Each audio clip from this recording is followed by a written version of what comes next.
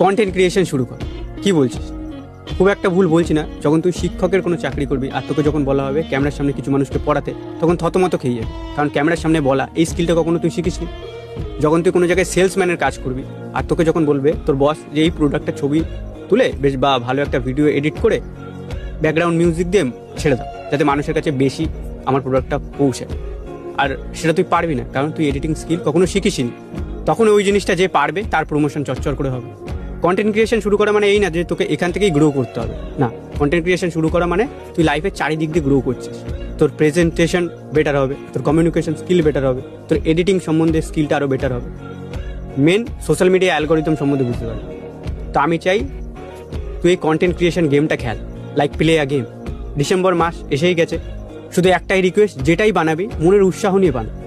এবার যদি তোর মনে হয় দাদা আমি ভিডিও তো বানাতে পারবো না কিন্তু আমি এই খেলাটা খেলতে চাই, তাহলে তুই একটা কাজ করতে পারিস, আমার প্রত্যেকটা রিল ডাউনলোড করতে পারিস, তারপর তুই তোর মতন করে ছাড়তে পারিস। কখনো রাতে আপলোড করে দেখ কী হয়, কখনো দিনে আপলোড করে দেখ কী হয়, কখনো হ্যাশট্যাগ দিয়ে আপলোড করে দেখ কী হয়, কখনো বিনা হ্যাশট্যাগ দিয়ে দেখ কী হয়।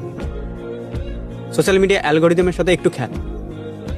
এবার তুই যখন এইটা স্টপ করে নিজের কিছু শুরু করতে যাবি তখন এই এক্সপিরিয়েন্সটা তোর কাজে লাগে। আর এমন